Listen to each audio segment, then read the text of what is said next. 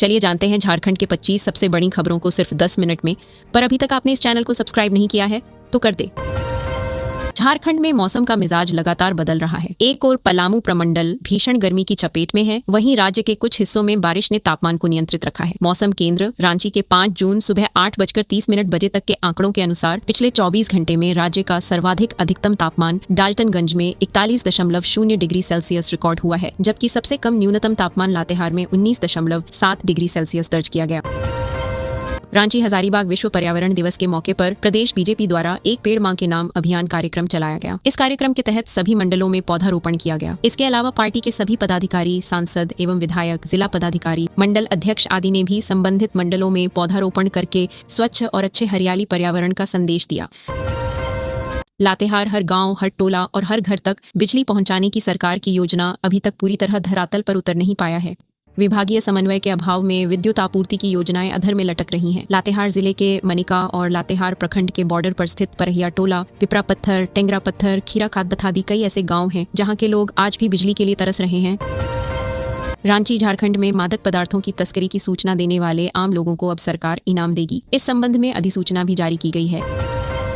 JPSC civil जज विधि junior division प्रारंभिक प्रतियोगिता परीक्षा 2023 का रिजल्ट आखिरकार परीक्षा के 2 वर्ष बाद जारी कर दिया गया है। यह परीक्षा 10 मार्च 2024 को रांची सहित राज्य के विभिन्न शहरों में आयोजित की गई थी। झारखंड लोक सेवा आयोग द्वारा जारी प्रेस विज्ञप्ति के अनुसार सर्वोच्च न्यायालय द्वारा 9 फरवरी 2026 को पारित आदेश के आलोक में संशोधित उत्तर कुंजी तैयार की गई, जिसके आधार पर 10 मार्च 2024 को आयोजित प्रारंभिक परीक्षा का संशोधित परिणाम प्रकाशित किया गया है।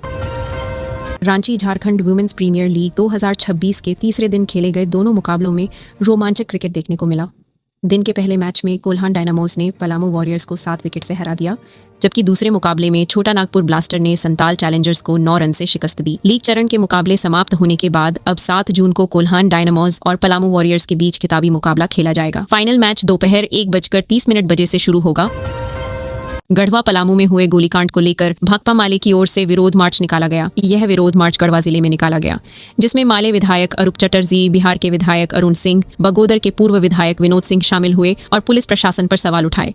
उन्होंने पीड़ित परिवार से भी मुलाकात की। रांची पीएम नरेंद्र मोदी के नेतृत्व में केंद्र की बीजेपी सरकार ने 12 साल पूरे किए हैं। केंद्र में भाजपा सरकार के लगातार 12 वर्ष पूरे होने की खुशी में बीजेपी ने झारखंड समेत देश भर में इसे उत्सव के रूप में मनाने का निर्णय लिया है। प्रदेश बीजेपी द्वारा इस अवसर को 12 साल विश्वास के, विकास के, जन कल्याण के रूप में मनाया जा रहा है। देवघर आम की बागवानी के क्षेत्र में देवघर अपनी पहचान बनाता जा रहा है। खासकर ग्रामीण महिलाएं JSLPS से जुड़कर आम की बागवानी कर रही हैं और न केवल आम के मामले में शहर की मांग पूरी कर रही हैं, बल्कि अपनी आय भी बढ़ा रही हैं। रांची विश्व प्रसिद्ध बाबा धाम में हर दिन भगवान शिव का श्रृंगार किया जाता है। इस श्रृंगार का सबसे महत्वपूर्ण हिस्सा है नाग मुकुट। लेकिन सबसे अनोखी बात यह है कि यह नाग मुकुट पिछले 115 वर्षों से देवघर जेल के कैदी बनाते आ रहे हैं। यह परंपरा न केवल शिव भक्ति की मिसाल है, बल्कि एक अंग्रेज अधिकारी की श्रद्धा की कहानी भी है। रांची नगर निगम ने विश्व पर्यावरण दिवस पर कांके डैम के संरक्षण और पुनर्जीवन के लिए बड़ा कदम उठाया है। नगर आयुक्त ने अतिक्रमण, प्रदूषण रोकने और सफाई के लिए स्पेशल टास्क फोर्स बनाने का निर्देश दिया। नागपुर में 25 दिवसीय RSS कार्यकर्ता विकास वर्ग द्वितीय का दीक्षा समारोह के साथ समापन हुआ। मोबाइल मुक्त रहे स्वयं सेवकों ने अपने अनुभव साझा किए, जिसमें शांति और एकाग्रता पर जोर दिया गया।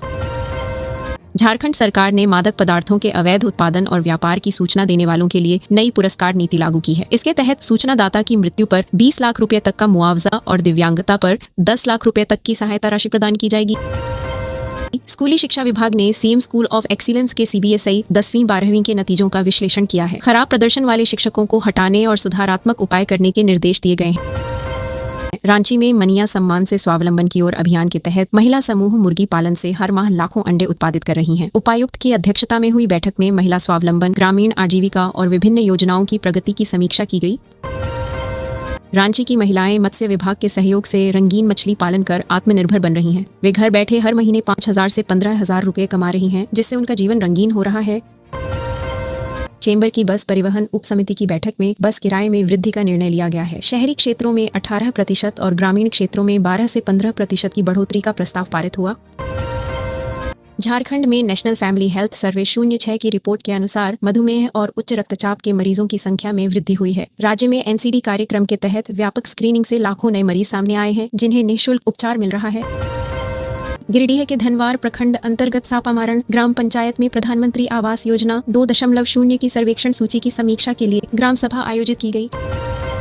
चतरा के प्रतापपुर प्रखंड स्थित झांटी गांव में आजादी के 79 साल बाद पहली बार बिजली पहुंची, जिससे ग्रामीणों में खुशी का माहौल है। मनरेगा की जगह जीराम जी के आने से झारखंड में 1 जुलाई से 20,000 ग्रामीण योजनाएं बंद होने की आशंका है। इससे अबुआ आवास और दीदी बाड़ी जैसी महत्वपूर्ण योजनाएं प्रभावित होंगी। जमशेदपुर और कोल्हान क्षेत्र में इस बार मानसून की शुरुआत बेहद शुष्क रही है। जून के शुरुआती दिनों में 96% कम वर्षा दर्ज की गई है। मौसम विभाग के अनुसार अगले 2 हफ्तों तक तापमान 42 डिग्री सेल्सियस तक पहुंचने और उमस बढ़ने की संभावना है।